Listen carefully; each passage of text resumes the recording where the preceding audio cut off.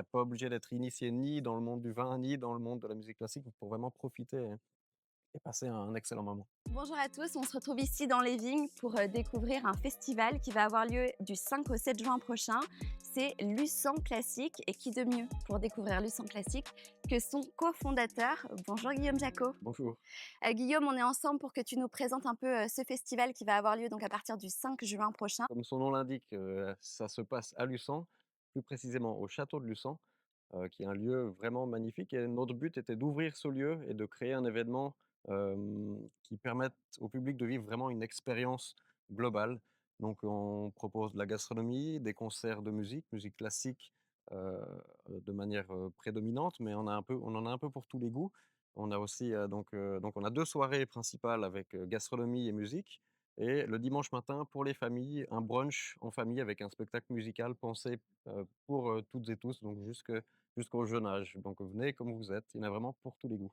Parce que c'est un château qui normalement n'est pas accessible au public et grâce en fait à cet événement, vous l'ouvrez à tout le monde. Oui, tout à fait, en fait, c'est un château privé, ouais, c'est pas un château, heu, ouvert au public habituellement et donc on loue le château. Donc sur l'entièreté du week-end, on loue le château, on le rend accessible, grâce, donc à la billetterie qu'on propose.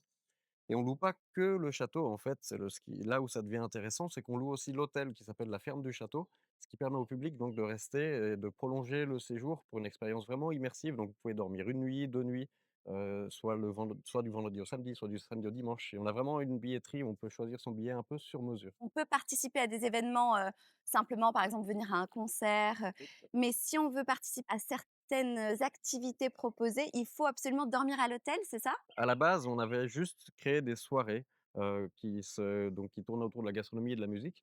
On s'est dit: «C'est un peu dommage, Luçon, c'est un peu loin de tout, ce serait bien de permettre aux gens de dormir sur place», donc on a loué l'hôtel, les gens dormaient sur place et c'est vrai que le lendemain matin, on n'avait rien prévu et les gens étaient là à Luçon, On et fait quoi? voulaient venir au concert le soir d'après, rester à Luçon là et donc ce qu'on a fait, c'est que, ben, comme pour créer le festival, on a réfléchi à des activités, voilà, qu'on pouvait proposer, des choses qui nous plaisent à nous et qu'on espère qui vont plaire au public.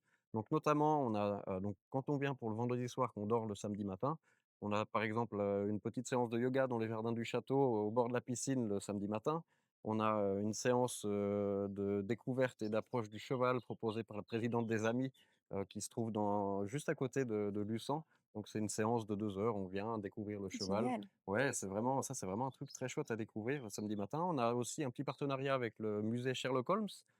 Donc en fait, le musée Sherlock Holmes est ouvert le samedi, le dimanche et quand on a un pass pour le festival, qui nous permet de dormir la nuit, on a donc accès au musée aussi et last but not least, voilà, la raison de notre présence ici, c'est que le samedi après-midi, à 15 heures, entre 15 heures et 17 heures, on propose une visite du château, mais et surtout une dégustation de vin qu'on a alliée cette année avec, l'exposition, donc on a aussi une exposition tout au long du week-end. Là, c'est une exposition de lutherie, donc c'est un artisan qui fabrique des instruments, violon et alto là, en l'occurrence et on va faire découvrir ces instruments en live et les allier à du vin. Comment on allie des violons et du vin? Alors ça, c'est toute la question qu'on s'est posée, donc on a un professeur en œnologie que vous allez rencontrer, je pense, très vite, Là, bientôt? voilà, là, bientôt, ainsi que le luthier en question. Je suis moi-même violoniste, donc ce que je trouve, assez intéressant, c'est que c'est souvent 2 arts, 2 artisanats, qui sont, pas bien forcément compris, pas bien interprété par le public. Il y a souvent beaucoup de mythes ou de fantaisies autour, des violons. On parle toujours de Stradivarius, mais en fait, on n'y connaît pas grand-chose. Et on Totalement. se dit toujours que c'est pas pour nous. Voilà, on n'y connaît rien, donc on n'y touche pas. Et le vin, il souffre un peu de la même, des mêmes idées de l'esprit. C'est-à-dire qu'on se dit: «Bon, ben, voilà, ceux qui connaissent bien, on parle de la robe, on parle de» Mmh. voilà, il y a tellement de choses il y a tellement de vocabulaire et tellement voilà, Et les ça gens ont peur semble d'avoir l'air bêtes, ils ont voilà. peur de dire une bêtise Voilà, ou ça semble un peu inaccessible comme ça et le but, c'est vraiment, de démystifier un peu tout ça, de s'ouvrir à ses propres sensations, d'être vraiment dans la découverte et l'alliage des 2 permet vraiment, en fait, de mixer ses sens, donc on est doué de l'ouïe, du goût, de l'odorat et de vraiment de se faire plaisir, de se détendre, de passer un moment dans l'oubli et dans l'oubli de tout ce qui se passe autour et se focaliser vraiment sur nos sensations, nos sens et se laisser guider. Voilà, on aura donc un luthier, un professeur en œnologie. Je jouerai moi-même, les instruments en live. On a trouvé quelque chose d'expérimental parce que c'est très voilà, c'est des zones un peu inconnues, hein. Il y a rien de très scientifique, dans ce qu'on fait, mais c'est vraiment, une expérience, comment dire? Créative, un atelier sensoriel, voilà, où on essaye de faire des parallèles finalement entre la musique et le vin. Moi, j'apporte mon expertise vin et eux leur, expertise musique. Alors, vous avez fait comment pour sélectionner ces vins en rapport avec la musique? C'était génial parce qu'en plus on a un luthier, un professionnel qui fabrique en fait, les magnifiques, violons et altos, qui est avec nous et qui nous explique la procédure et donc on a tous ces paramètres. Ce violon a été fait de cette manière, il a tel âge, un peu comme un vin qui aurait un âge, qui aurait un élevage et donc toutes ces dimensions-là, le type de bois, nous permettent en fait de faire ces liens et Guillaume, le violoniste, a ensuite joué les des différents instruments et par rapport aux sonorités, on écoute et on essaie de faire des parallèles. Est-ce que tu l'as déjà faite cette sélection? Alors elle est en cours, Elle est en elle est cours? en maturation. Est-ce qu'il y a du vin suisse? Il y aura probablement du vin suisse, mais ça reste une surprise, jusqu'au jour même. Un vin va avoir différents critères, comme sa douceur, son acidité, son corps, son intensité, sa texture. Il y a un champ lexical aussi du musicien qui va dire: «Voilà, ce son est plutôt comme ci, comme ça» et c'est là qu'on a vu finalement qu'on pouvait totalement s'entendre alors qu'on était de métiers différents en fait, de se retrouver et on a eu tout de suite des consensus où eux ont dit: «Mais c'est dingue, tu as vraiment compris les instruments» et puis moi leur disant: «C'est dingue, vous avez bien compris le Génial. vin». Si tu devais faire un rapport direct entre, ces instruments, entre le violon par exemple ou l'alto et le vin, ça serait Oui, quoi? on a 2 violons différents et 2 altos différents qui sont d'un bois un tout petit peu différent et d'une faction aussi, un qui est un peu plus vieux que l'autre. Le plus vieux a pu en fait, comment dire? Prendre plus de vibrations et d'harmonie. Et on sent vraiment par rapport au plus jeune violon qui est encore un peu comme un bloc, voilà et un peu comme un vin, en fait, qui va mettre du temps, en fait, pour, avoir toute son harmonie qui se développe, son corps, sa longueur et c'est ça qui m'a vraiment parlé, en fait. Je me suis dit: «C'est dingue». Donc on va mettre un vin très vibrant, en fait, sur le violon qui est un petit peu plus âgé, avec, beaucoup de fraîcheur, beaucoup un côté aérien et l'autre sera plus sur la rondeur, sur le gras, sur la matière, sur le devenir, peut-être un monolithe un peu qui est en train de se former et voilà.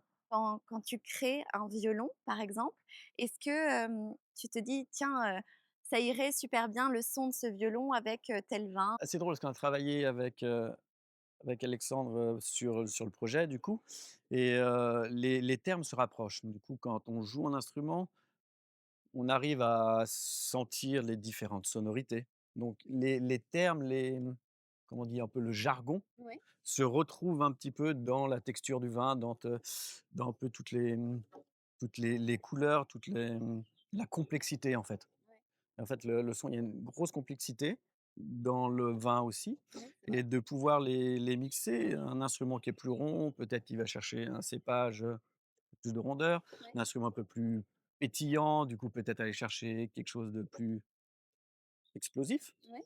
Donc c'est assez drôle de pouvoir lier ces 2 choses. Je trouve que c'est une belle expérience. Alors quand on n'a pas, ton domaine d'expertise, parfois c'est vraiment impressionnant de voir un instrument, quand on ne sait pas y jouer, on se dit: «Ah, «C'est peut-être pas pour moi le vin». On n'est pas tous des professionnels, donc on a tendance à prendre du recul, à dire: «Non, mais je suis pas un professionnel du vin», parce qu'on a peur de pas être légitime dans notre critique. Qu'est-ce que tu peux dire aux gens qui vont se dire: «Mais c'est pas pour moi parce que je suis pas un professionnel de la musique ou je suis pas un professionnel de la dégustation de vin». Qu'est-ce que tu peux leur dire à ces gens-là? Je trouve que c'est du coup assez fascinant parce on entend vite, très instinctivement les différences de sons, le caractère de l'instrument. Très, très rapidement. Je pense que c'est comme dans le vin où du coup on dit qu'on n'est pas connaisseur, mais on arrive quand même à sentir quelque chose. Là, c'est pareil, en fait, c'est une autre approche, une autre écoute. Vraiment prendre le temps de sentir un peu les émotions, de se laisser un peu porter et juste d'écouter le son. Et le fait dans l'expérience qui est assez chouette, c'est on aura 2 instruments similaires et de pouvoir les jouer très rapprochés. Ouais. Du coup, on entend vite les différences et c'est vraiment assez fascinant pour ça. Ça donne envie, vraiment de découvrir cette expérience. Ça s'adresse à qui cette dégustation? À tout le monde, aux gens qui sont curieux. Effectivement, il faut pas prendre ça comme une expérience, scientifique. C'est quelque chose vraiment, c'est un processus créatif, processus sensoriel où on partage quelque chose. On offre une dimension en plus, en fait, que simplement, l'audition, de la musique. C'est une texture, c'est un goût, c'est une odeur et on englobe tout ça. Donc, venir, ouvert d'esprit et curieux et avec l'envie de partager, voilà. Qu'est-ce que tu pourrais dire aux gens, de nos âges, les jeunes quoi, Voilà, n'est-ce pas?